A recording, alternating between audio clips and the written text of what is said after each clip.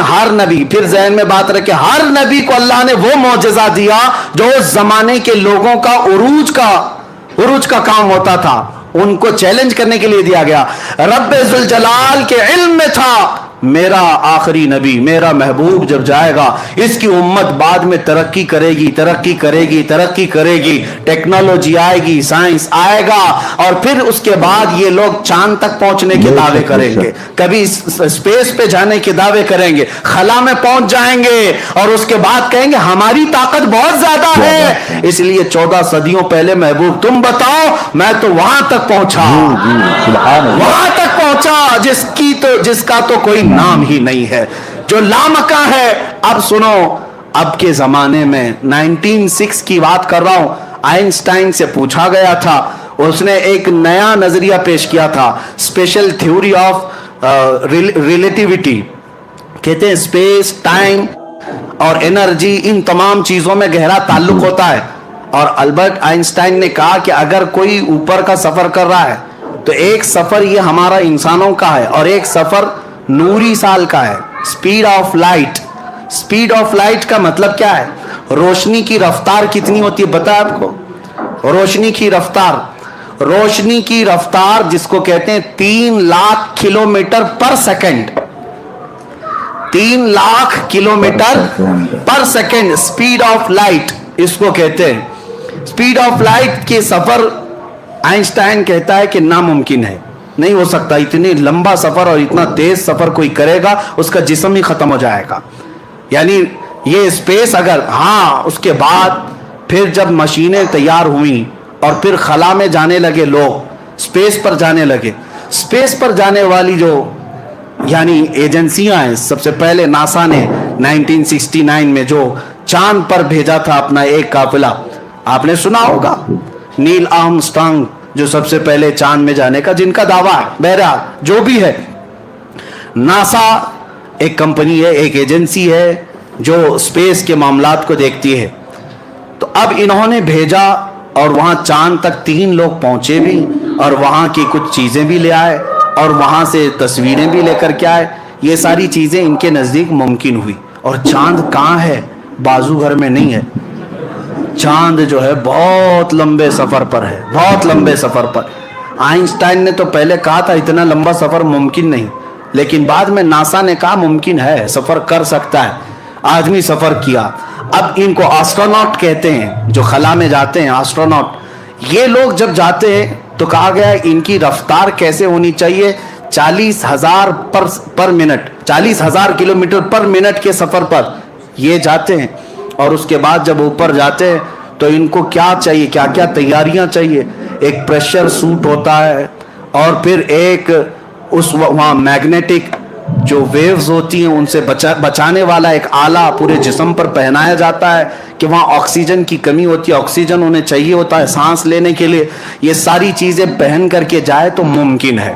اب سائنس کہتی ہے ممکن ہے، پہلے ناممکن تھا، سائنس اور ترقی کرو، میرا دین اور نکھرتا جائے گا، اور نکھرتا جائے گا، ہم سائنس کی ترقی کے حق میں ہیں، اور میں اپنے نوجوانوں سے کہتا ہوں تم پڑھو سائنس کو، ہم اس کے منکر نہیں ہیں، جتنا پڑھو گے میرے آقا کے معجزے اتنے کھلتے جائیں گے، سبحان اللہ، اور آپ کو انکشاف ہوتا جائے۔ اب ممکن ہے، آسٹروناٹ جو سفر کرتے ہیں پریشر سوٹ چاہیے، میں آپ سے پوچھ اور بتا رہا ہوں، توجہ، وہاں جانے کے لیے کچھ الگ چیز چاہیے، یہ سائنسدانوں کا کہنا ہے، اوپر اسپیس پہ جانا ہے، الگ پریشر سوٹ اور ایک آکسیجن کے اندر پہننا ہو، اور کچھ 3 چیزیں انہوں نے بتائی، میں ساری چیزیں نہیں، سائنس پڑھے ہوئے بچے جانتے ہوں گے اسپیس کے لیے کیا کیا چیزیں ضروری ہیں۔ اور پھر وہاں جانے کے بعد پھر حالت یہ ہوتی ہے، وہ کہتے ہیں کہ وہاں کا وقت الگ ہوتا ہے، یہاں کا وقت الگ ہوتا ہے۔ اگر اسپیس میں کوئی چلا گیا تو کہتے ہیں اس کی عمر رک جاتی ہے۔ ہاں، یہ آئنسٹائن کا کہنا ہے کہ اگر کوئی 2 جڑواں بھائی، ایک زمین پر ہے اور ایک سفر پہ چلا گیا سپیڈ آف لائٹ کے اعتبار سے، اگر وہ 1 سال کے بعد آئے تو اس کا بھائی 10 سال کا بڑا ہو چکا ہوگا اور وہ 1 سال کا ہوگا، یعنی اس کے لیے عمر رک جاتی ہے۔ تو یہ ان کے نظریات ہیں۔ اب میں جو چیز تمہیں ثابت کرنا چاہتا ہوں وہ یہ ہے، سائنس کے اعتبار سے پریشر سوٹ چاہیے، وہاں جانے کے لیے ایک الگ سفر چاہیے۔ اب آؤ واقع معراج کے شروعات میں میں نے سب سے پہلے کیا کہا؟ جب بیت الحرام مسجد الحرام میں میرے آقا آرام کر رہے تھے، جبرائیل امین آئے، اٹھائے اور سب سے پہلے کہاں لے گئے؟ زمزم کے پاس، اور لے جا کر کے کیا کیا؟ نبی پاک صلی اللہ علیہ وسلم کا سینہ چاک کیا، اور پھر دل نکالا گیا، اور پھر جنت کے پانی سے جو تشت میں انوار و تجلیہ سے بھرا تھا وہ دھویا گیا، اور پھر حدیث میں کچھ ڈالا گیا۔ آج سائنس کہہ رہی ہے کچھ پہن کے جانا پڑے گا، اوپر سپیس پہ جانے کے لیے کچھ پہن کے جانا پڑے گا۔ تم جتنی ترقی کرتے جاؤ، میرے مصطفیٰ کا معجزہ معراج تمہیں چیلنج کرتا رہے گا۔ نبی پاک صلی اللہ تعالیٰ علیہ وسلم کے قلب اطہر میں وہ چیز ڈالی گئی جو عام انسانوں کے قلب میں ہو ہی نہیں سکتی، کسی کے جسم میں ہو ہی نہیں سکتی، اس لیے کہ رسول پاک کو اس سفر پر لے جایا جا رہا تھا جہاں پر دباؤ ہے، پریشر ہے، اور نبی پاک کو ایسا بنا کر لے جایا گیا کہ عالم بشریت کے تقاضے ختم، اب عالم نورانیت شروع ہو چکا تھا۔ عزیزان گرامی وقار، اب اللہ رب العزت معجزے نبیوں کو کیوں دیتا ہے؟ ایک چیز ہے، تعجب تو سب چیزوں میں ہونا چاہیے، لیکن ہماری عقل کیا ہے جانتے ہیں؟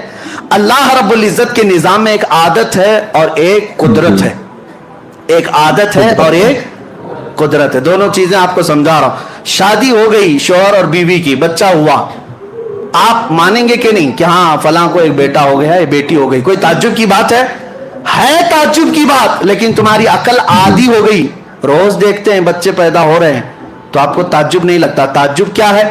سوچنا چاہیے، کسی سے پوچھو، ایک نطفہ ہی تو گیا تھا، ایک پانی کا قطرہ ماں کے پیٹ میں گیا، پھر وہ قطرہ بڑا کیسے ہوا، وہ قطرہ پھر گوشت کیسے بنا، اس میں ہڈیاں کہاں سے آئی، چہرہ کیسے بنا، کان ناک کیسے بنے، یہ ہاتھ پیر کیسے بنے، اور پھر باہر کیسے آیا، شکل گئی ایک قطرے میں تھی، بن کر کے کوئی اور شکل آئی، ہے تو یہ بھی تعجب کی بات، لیکن روز دیکھ رہے ہیں، اس لیے اس کو عادت کہتے ہیں۔ اس کو کیا کہتے ہیں؟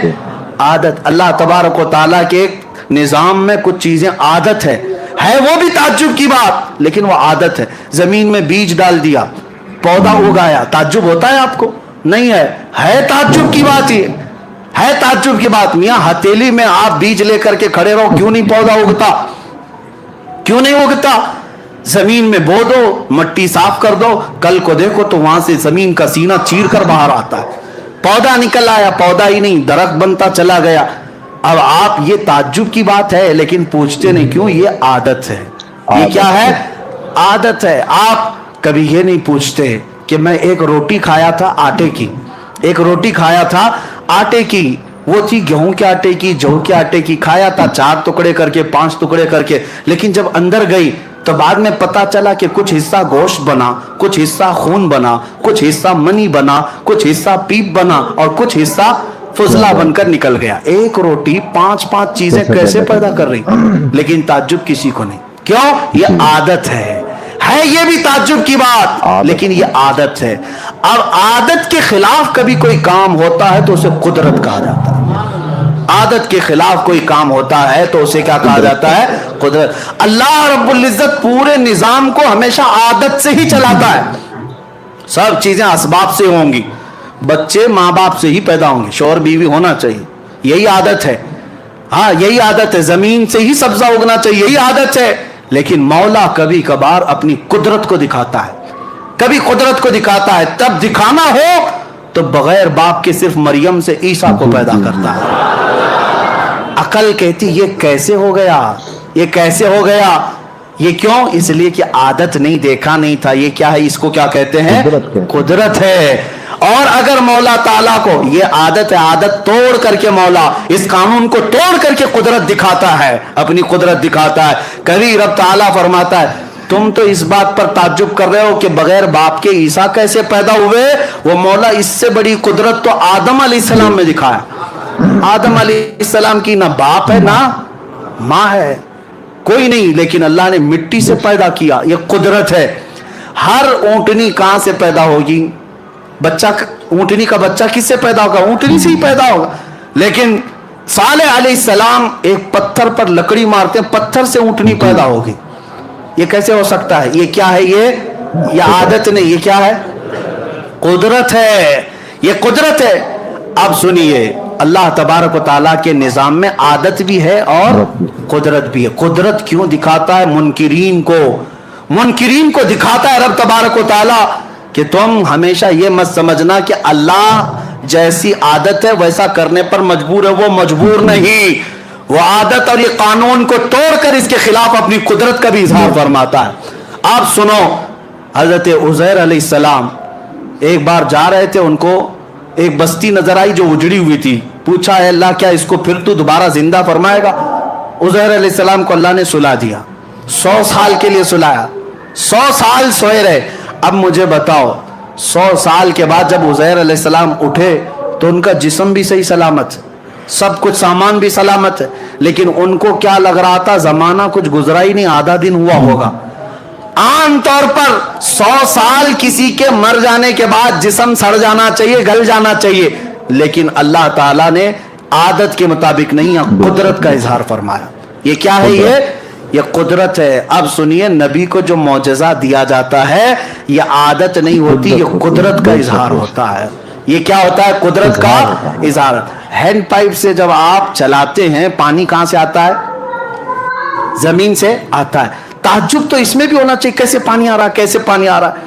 नीचे से पूरे प्रेशर के साथ पानी आता है, हैंड पाइप चला रहे हैं, लेकिन रोज देख रहे हैं, इसलिए ताज्जुब नहीं होता। अब मौला ताला जो दिखाता है वो क्या है?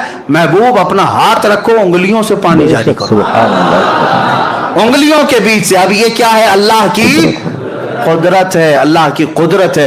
रोज सूरज का टाइम फिक्स है, रोज सूरज का टाइम फिक्स है, इतने बजे निकलेगा, इतने बजे डूबेगा, सबको आदत है। हालांकि ये भी सोचना चाहिए, इसे निकालता कौन है, डुबाता कौन है? इसे निकालता कौन है, डुबाता कौन है? लेकिन कोई ताज्जुब करता नहीं है, कोई ताज्जुब नहीं करता।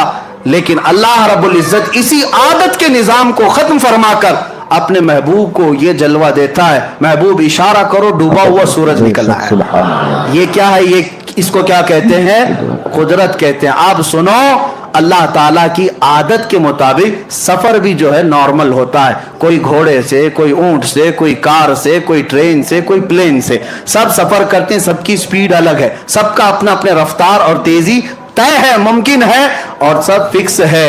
अगर रसूल भी वैसा ही सफर करते तो रसूल का कमाल क्या था? अगर हुजूर भी घोड़े का सफर करते, ऊंट का सफर करते, बरसों जाते, हुजूर का कमाल क्या था? सब मानते हैं, हाँ ऐसा तो होता है, हम भी सफर करते हैं। हुजूर सल्लल्लाहु अलैहि वसल्लम उस वक्त अगर बैतुल मुकद्दस ही जाकर 1 घंटे में वापस आते, आज की कौम तो कहती है तो मुमकिन है, रॉकेट इतना तेज जाती है, रॉकेट इतना तेज जाती है। लेकिन रब ताला ने अपने हबीब के पास अपनी ऐसी कुदरत दिखाया कि अभी जमाना 1,00,000 साल भी चले, मेरे महबूब की रफ्तार को नहीं पहुंच सकता, रसूल की रफ्तार को नहीं पहुंच सकता। इसी को अब हम खत्म करते हैं मेरे अजीजों। मेराज का फलसफा हकीकत में कोई वाकया, कोई किस्सा, कोई कहानी नहीं, बल्कि मैं कहता हूं ये ईमान और निफाक को पहचानने की कसौटी है। ये निफाक और ईमान को पहचानने की कसौटी है। इसलिए अल्लाह तबारक व तआला तुम्हें ये मजलिस मुबारक फरमाए कि आज ये जगमगाते हुए चेहरे और ये खिलखिलाते हुए चेहरे और दिलों के अंदर ये खुशी रखते हुए चेहरे, ये किसी और के लिए नहीं, अपने रसूल के लिए हैं। हम रसूल पाक के तज़किरे पर खुश होते हैं और होना भी चाहिए। जिसको जिससे मोहब्बत होती है उसके जिक्र से खुशी आ ही जाती है, और जिसको जिनके तज़किरे से खुशी होती है वो जाए उनकी महफिलों में, उनके झंडे उठाओ, उनके नारे लगाओ, हमें उससे कोई गरज नहीं। हम कल भी रसूलुल्लाह के थे, आज भी रसूलुल्लाह के।